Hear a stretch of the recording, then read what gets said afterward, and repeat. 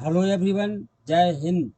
आज 10 मई है। आज के वीडियो में हम 10 मई से बनने वाले सभी करंट अफेयर्स से संबंधित इम्पोर्टेंट क्वेश्चंस को डिस्कस करने जा रहे हैं, जो आपके आगे आने वाले सभी एग्जाम्स के लिए महत्वपूर्ण है। आप सभी लोग वीडियो को ध्यान से लास्ट तक देखना।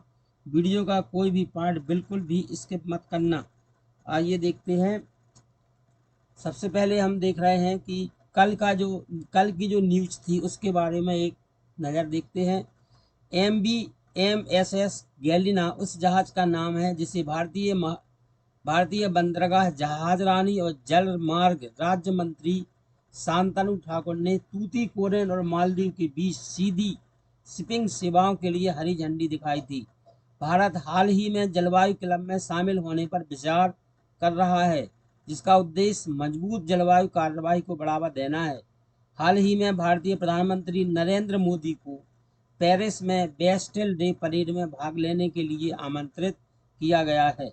सिलचर डिवीजन के भोलागंज में भारत और बांग्लादेश के बीच उद्घाटन किए गए पहले बाजार हाट दोनों देशों के बीच द्विपक्षीय संबंधों को मजबूत करता है।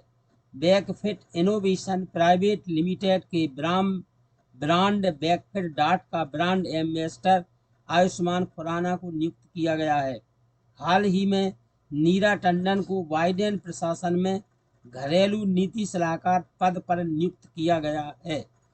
3 मई 2022 को जारी RBI की रिपोर्ट के अनुसार भारत के लिए अनुमानित वार्षिक हरित वित्त पोषण आवश्यकता 2.5% है। सेबी द्वारा शुरू की गई कानूनी इकाई पहचानकर्ता LEI प्रणाली वित्तीय लेन देन में शामिल कानूनी संस्थाओं की पहचान करने के लिए एक प्रणाली है। INS मगर एक भारतीय नौसेना का जहाज जिसे 36 साल की सेवा के बाद सेवा मुक्त कर दिया गया है। Madrid open 2023 tennis tournament Carlos Alcaraz ने जीता। अब हम देख लेते हैं फटाफट जो हमने आपसे कल क्वेश्चन पूछा था उस क्वेश्चन के बारे में। संयुक्त राज्य अमेरिका में पहला मदर्स डे कब मनाया गया था? जी था कल का क्वेश्चन। तो इसका सही आंसर था संयुक्त राज्य अमेरिका में पहला मदर्स डे 1914 में मनाया गया था। कब मनाया गया था? 1914 में। चलिए आज देख लेते हैं जो मदर्स डे है उसका स्पष्टीकरण देखते हैं। पहला मदर्स डे संयुक्त राज्य अमेरिका में 1914 में मनाया गया था, जिसकी शुरुआत एना जार्विस ने अपनी मां के सम्मान में की थी। हालांकि मदर्स डे की उत्पत्ति प्राचीन ग्रीस में हुई थी, जहां मार्च में देवताओं की मां रिया का त्यौहार मनाया जाता था और बाद में ईसाइयों ने वर्जिन मैरी का सम्मान करने के लिए त्यौहार को अपनाया। यह दिन अब दुनिया भर के कई देशों में माताओं के प्यार, समर्पण और बलिदान की सराहना करने के लिए मनाया जाता है। चलिए अब देखेंगे आज के समाचार क्या है।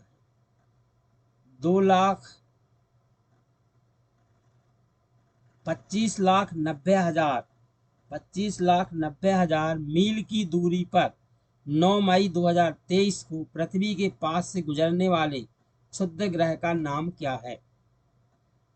2023 HG1, 2023 HD1, 2023 HE1, 2023 HF1।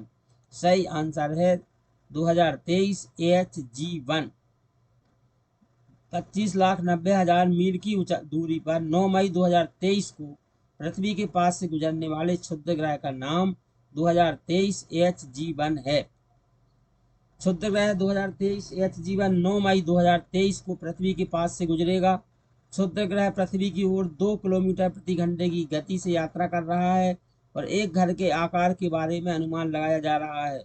यह घटना क्षुद्र ग्रहों का करीब से अध्ययन करने का एक दुर्लभ अवसर प्रदान करती है और इससे पृथ्वी के लिए खतरा पैदा होने की उम्मीद नहीं है।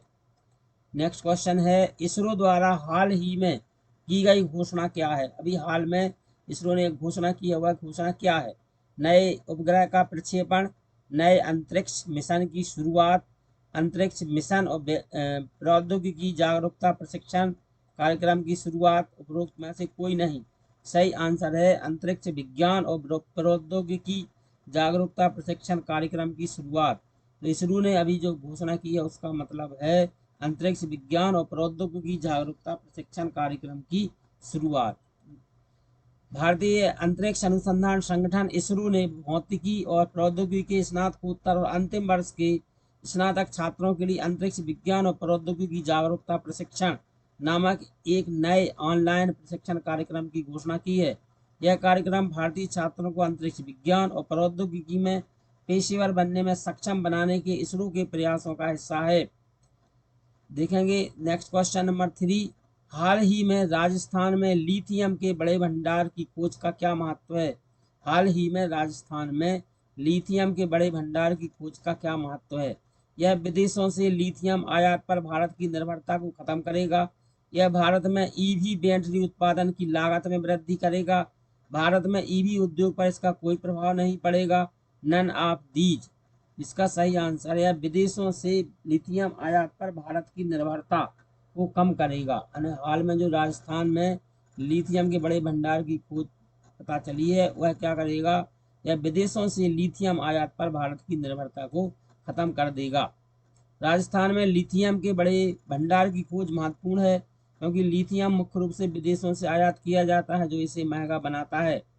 ईवी बैटरी में लिथियम का उपयोग आवश्यक है और इस नई खोज के साथ आयात पर भारत की निर्भरता खत्म हो जाएगी जिससे भारत का ईवी उद्योग पर सकारात्मक प्रभाव पड़ेगा।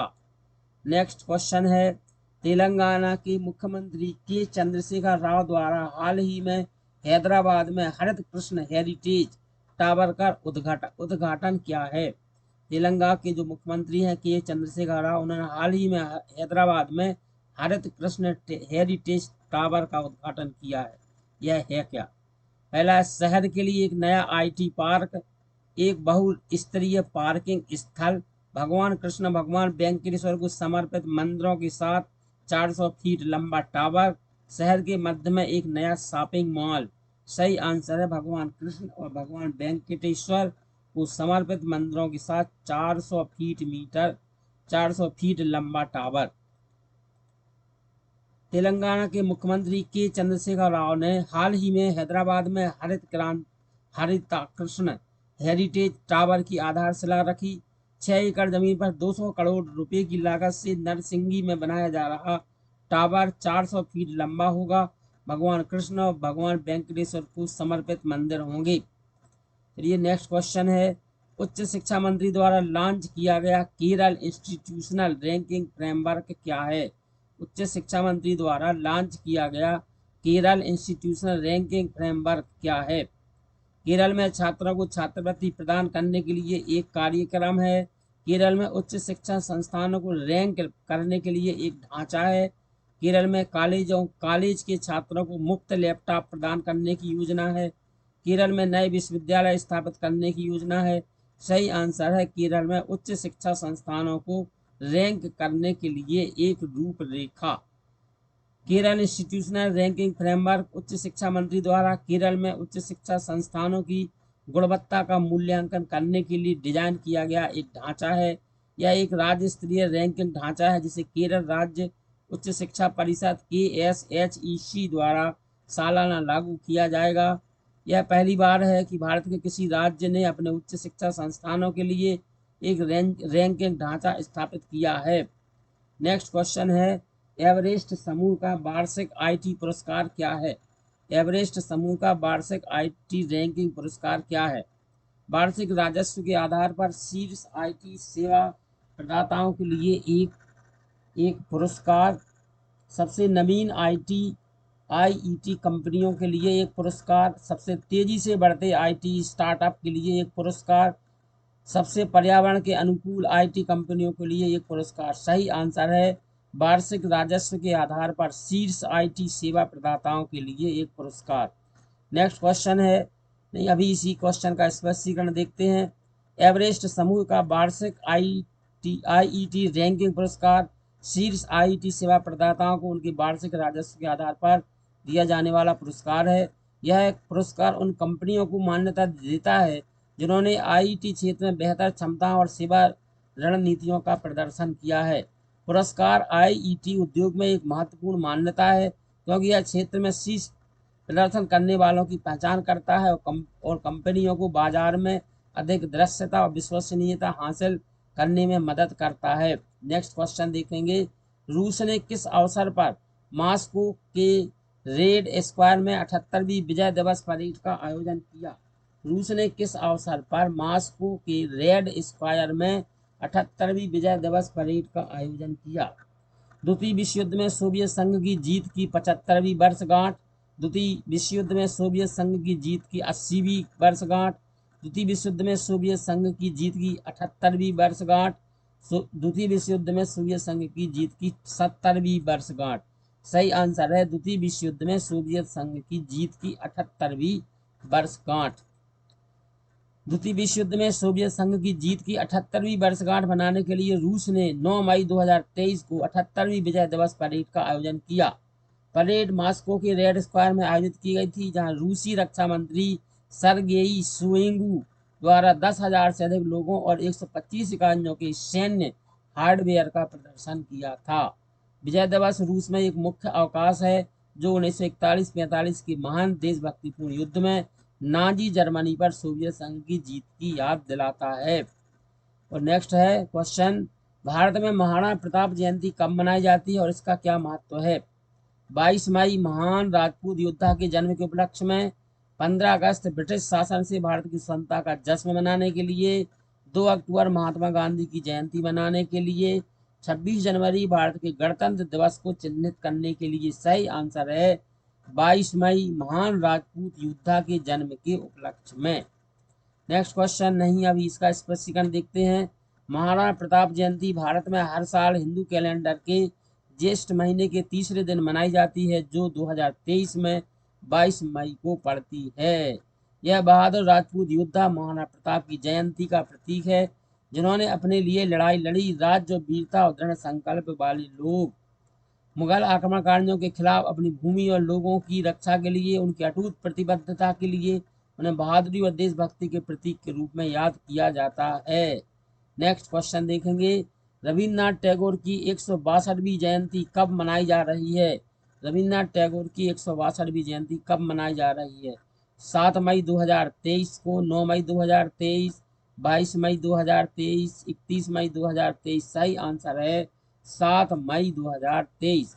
रविन्द्रनाथ टैगोर की 162वीं जयंती 7 मई 2023 को मनाई जा रही है। भारत के राष्ट्रगान जन गण मन के लेखक रविन्द्रनाथ टैगोर का जन्म 7 मई 1861 को कोलकाता में भारत में हुआ था। रविन्द्रनाथ टैगोर की 162वीं जयंती 7 मई 2023 को मनाई जा रही है। रविन्द्रनाथ टैगोर एक महान कवि, लेखक, दार्शनिक और समाज सुधारक थे, जिन्होंने भारत की सांस्कृतिक और साहित्यिक विरासत को आकार देने में महत्वपूर्ण भूमिका निभाई। नेक्स्ट क्वेश्चन है, खबरों के मुताबिक आरबीआई ने अपने इंक्रीमेंटल रिजर्व का क्या किया? खबरों के मुताबिक आरबीआई ने अपने इंक्रीमेंटल रिजर्व का क्या किया? भारतीय शेयर बाजारों में निवेश किया, यूएस ट्रेजरी और अन्य संप्रभु प्रतिभूतियों में निवेश किया, अन्य केंद्रीय बैंकों के बीच वितरित और ऋण चुकाने के लिए उपयोग किया जाता है। सही आंसर है यूएस ट्रेजरी और अन्य संप्रभु प्रतिभूतियों में निवेश किया।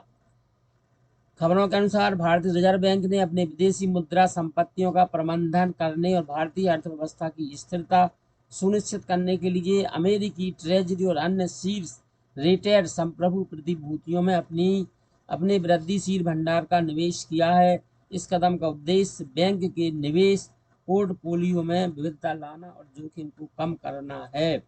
अब हम देखेंगे क्वेश्चन फॉर यू, आपके लिए क्वेश्चन जिसका उत्तर आपको कमेंट बॉक्स में लिखना है। क्वेश्चन है, फिच रेटिंग्स ने स्थिर परिदृश्य के साथ भारत की दीर्घकालिक विदेशी मुद्रा जारी करता डिफॉल्ट रेटिंग आईडीआर को क्या रेटिंग दी है?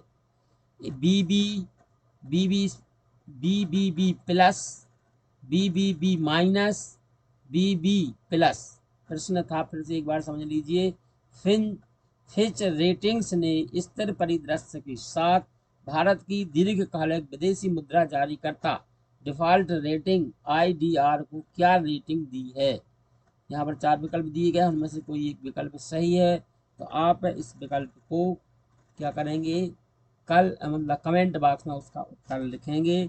करेंट अफेयर्स पर आज के अपडेट के लिए बस इतना ही। हमारे साथ देखने और सूचित रहने के लिए धन्यवाद। अधिक जानकारी पूर्ण वीडियो के लिए हमारे चैनल को लाइक और सब्सक्राइब करना ना भूलें। यदि आपके पास कोई सुझाव और प्रतिक्रिया है तो कृपया उन्हें नीचे दिए कमेंट बॉक्स में अवश्य ही लिखें। धन्यवाद।